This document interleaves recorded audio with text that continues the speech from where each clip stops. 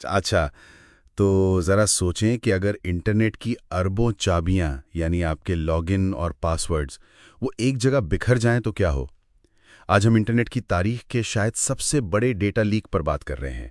ہمارے پاس جو مواد ہے وہ انٹرنیٹ کی تاریخ کا سب سے بڑا ڈیٹا لیک کے حوالے سے ہے، اور یہ کوئی معمولی بات نہیں۔ سنیں، 16 ارب سے زیادہ لاگ ان تفصیلات، مطلب یہ بہت بڑا ہے۔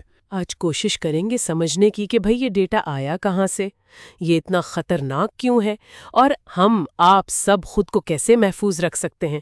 تو چلیں ذرا گہرائی میں اترتے ہیں اس کے۔ جی بالکل، 16 ارب، یہ تعداد ہی مطلب ہوش اڑا دینے والی ہے، اور اس کے جو اثرات ہیں وہ بھی اتنے ہی بڑے ہیں۔ یہ صرف ایک نمبر نہیں ہے، یہ سمجھیں کہ اربوں کھلے دروازے ہیں۔ اچھا، تو یہ اتنا سارا پہاڑ جیسا ڈیٹا یہ آیا کہاں سے آخر؟ کیا یہ وہی پرانا ڈیٹا ہے جو بس بار بار سامنے آتا رہتا ہے؟ نہیں دیکھیں، یہی تو سب سے پریشان کن بات ہے۔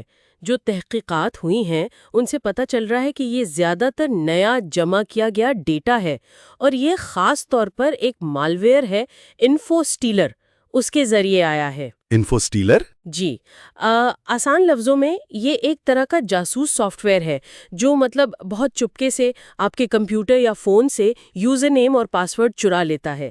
یہ وہ پرانے ڈیٹا ڈمپس جیسا نہیں ہے جہاں اکثر پرانی یا بیکار معلومات ہوتی ہیں۔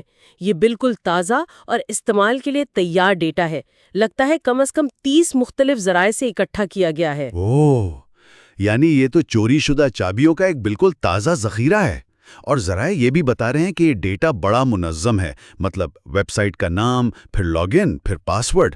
اس سے تو حملہ وروں کا کام بہت ہی آسان ہو گیا ہوگا۔ بالکل، یہی چیز اسے خاص طور پر خطرناک بناتی ہے۔ یہ صرف ڈیٹا نہیں ہے، یہ باقاعدہ منظم شدہ چابیاں ہیں۔ یہ حملہ آوروں کو ایپل، گوگل، فیس بک، بینک اکاؤنٹس، غرضے کا تقریباً ہر دروازے کو کھولنے کا ایک آسان راستہ دے رہی ہیں۔ اللہ! یوں سمجھیں جیسے چوروں کے پاس شہر کی ہر اہم عمارت کی ماسٹر کیز کا سیٹ آ گیا ہو، اور ساتھ میں نقشہ بھی ہو۔ اس سے پھر فشنگ حملوں کا یعنی دھوکہ دہی سے معلومات اگلوانے کا، شناخت کی چوری کا اور اکاؤنٹس ہیک ہونے کا خطرہ وہ کئی گنا بڑھ جاتا ہے۔ یہ سائبر کرائم کو ایک طرح سے آپ کہہ لیں عام بنا دیتا ہے، مطلب کم مہارت والے مجرم بھی بڑا نقصان پہنچا سکتے ہیں۔ یہ تو واقعی بڑی پریشانی کی بات ہے۔ اس کا مطلب تو یہ ہوا کہ خطرہ صرف بڑی کمپنیوں کو نہیں بلکہ ہر عام انٹرنیٹ استعمال کرنے والے کو ہے۔ تو پھر عام آدمی کیا کریں؟ ہم سن رہے ہیں کہ گوگل جیسی کمپنیاں پاس کیز استعمال کرنے پر زور دے رہی ہیں۔ یہ کیا چیز ہے؟ اور ہم اپنی حفاظت کیسے کریں آخر؟ دیکھیں، فوری طور پر کچھ اقدامات کرنے کی ضرورت ہے۔ سب سے پہلے تو اپنے جو اہم اکاؤنٹس ہیں جیسے بینکنگ، ای میل، سوشل میڈیا، کلاؤڈ سٹوریج، ان کے پاسورڈز فوراً بدلیں۔ فوراً؟ اچھا خیال ہے۔ یہ ایپس ہوتی ہیں جو آپ کے لیے مشکل پاسورڈ بنا کر محفوظ رکھتی ہیں۔ اچھا۔ دوسرا اہم قدم، جہاں بھی ممکن ہو ملٹی فیکٹر آتھینٹیکیشن یعنی MFA وہ ضرور فائل کریں۔ یہ وہی ہے نا جو فون پہ کوڈ آتا ہے۔ جی ہاں، بالکل۔ مطلب لاگ ان کے لیے صرف پاسورڈ نہیں بلکہ ایک دوسری تصدیق بھی، جیسے فون پر آیا کوڈ یا فنگر پرنٹ یا چہرہ۔ ٹھیک، اور یہ پاس کیز ان کا کیا ہے؟ ہاں، پاس کیز جو ہیں وہ ایک نسبتاً نیا اور زیادہ محفوظ طریقہ ہے۔ اس میں آپ کا فون یا کمپیوٹر ہی آپ کی ڈیجیٹل چابی بن جاتا ہے، جسے آپ اکثر اپنے فنگر پرنٹ یا چہرے کی شناخت سے کھولتے ہیں۔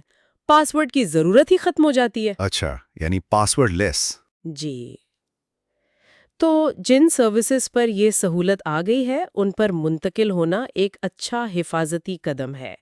اور آخر میں کچھ ٹولز بھی ہیں جو ڈارک ویب پر نظر رکھتے ہیں کہ کہیں آپ کی معلومات فروخت تو نہیں ہو رہی۔ ان کا استعمال بھی مفید ہو سکتا ہے۔ تو مطلب خلاصہ یہ ہوا کہ 16 ارب سے زیادہ فعال لاگ ان تفصیلات کا سامنے آنا ایک فوری اور بہت بہت بڑا خطرہ ہے۔ ہر انٹرنیٹ استعمال کرنے والے کو اپنی آن لائن سیکیورٹی مضبوط کرنے کے لیے ابھی قدم اٹھانے کی ضرورت ہے۔ پاسورڈ بدلیں، پاسورڈ مینیجر استعمال کریں، MFA لگائیں، اور جہاں ممکن ہو پاس کیز پر چلے جائیں۔ بالکل درست۔ اور یہ صورتحال ایک بڑا سوال بھی کھڑا کرتی ہے میرے خیال میں۔ جس طرح یہ ڈیٹا لیکس بڑے اور زیادہ پیچیدہ ہوتے جا رہے ہیں، کیا ہمیں آن لائن شناخت اور سیکیورٹی کے بارے میں اپنے پورے تصور پر ہی نظر ثانی کرنے کی ضرورت ہے؟ مطلب کیا پاسورڈز اور ایم ایف اے جیسے موجودہ طریقے مستقبل کے خطرات کا مقابلہ کرنے کے لیے کافی ہوں گے، یا ہمیں بنیادی طور پر کچھ مختلف حفاظتی نظاموں کی طرف جانا پڑے گا؟ یہ ایک ایسا نقطہ ہے جس پر ہم سب کو، آپ کو، مجھے، سب کو سوچنے کی ضرورت ہے۔